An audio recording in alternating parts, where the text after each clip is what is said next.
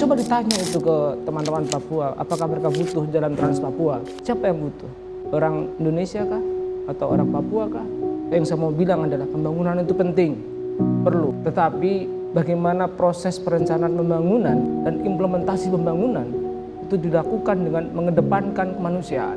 Coba kita cek dalam hasil pembangunan Human Development Index di Papua. Orang Papua asli HDI-nya rendah. Orang non-Papua yang datang ke Papua HDI-nya meningkat. Artinya siapa yang bisa menikmati triliunan rupiah dari dana otsus? Bukan orang Papua. Itu fakta gitu. Saya mau lempar ke Pak Gubernur, bagaimana? Orang Papua butuh kehidupan, bukan pembangunan. Gitu. Dan apakah pendekatan infrastruktur seperti tadi contohnya yang sudah dilakukan itu belum menjawab persoalan real? Itu bukan orang Papua. Orang Papua tidak pernah lewat jalan yang dibangun. Mereka tidak punya apa-apa. Mereka perlu kehidupan. Di tanah yang subur dan penuh warna di Papua, aku, Lukas NMB, memulai perjalanan hidupku sebagai seorang visioner. Lahir dari rahim tanah yang kaya, di kampung Mamit yang tersembunyi di balik kabut pagi, aku menghirup napas pertama pada 27 Juli 1967. Dikelilingi oleh suku Lani yang gagah dan penuh kearifan.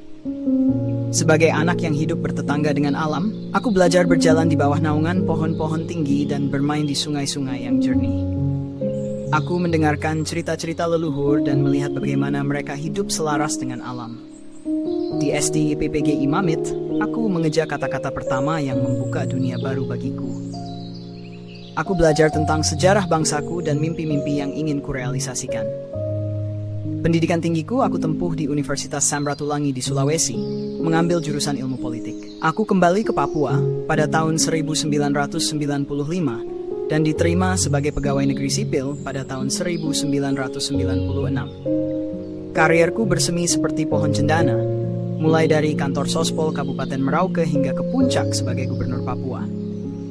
Aku mengambil langkah-langkah berani untuk memajukan pendidikan dan kesehatan, serta memperkuat ekonomi lokal. Aku menabur benih pembangunan dan kesejahteraan, berharap mereka akan tumbuh menjadi hutan yang rindang untuk rakyatku. Aku memperjuangkan hak-hak adat dan keberlanjutan lingkungan. Perjuanganku tidak hanya di bidang pembangunan, tetapi juga dalam menghadapi tantangan hukum dan politik. Pada September 2017, aku dipanggil oleh Komisi Pemberantasan Korupsi sebagai tersangka dalam kasus korupsi. Dan kemudian aku dinamakan sebagai saksi dalam kasus penyelewengan dana beasiswa di Papua. 5 tahun kemudian, pada September 2022, Komisi Pemberantasan Korupsi melaporkan bahwa aku menjadi tersangka atas penyelewengan dana pemerintah karena telah menghabiskan uang tersebut di kasino di Singapura dan Australia.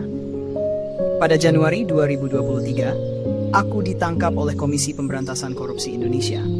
Tak selamanya langit Papua biru. Badai kontroversi pun datang. Namun aku menghadapi tantangan ini dengan integritas dan keberanian, berusaha membersihkan nama baikku. Pada 26 Desember 2023, aku, Lukas NMB, mengucapkan selamat tinggal bagi rakyat Papua dan dunia. Gagal ginjal mengakhiri perjalanan hidupku, namun semangatku tetap hidup, bersemayam di hati setiap anak Papua yang bermimpi. Aku akan dikenang bukan hanya sebagai pemimpin, tetapi sebagai penjaga mimpi dan harapan yang percaya bahwa setiap anak tanah Papua adalah benih dari masa depan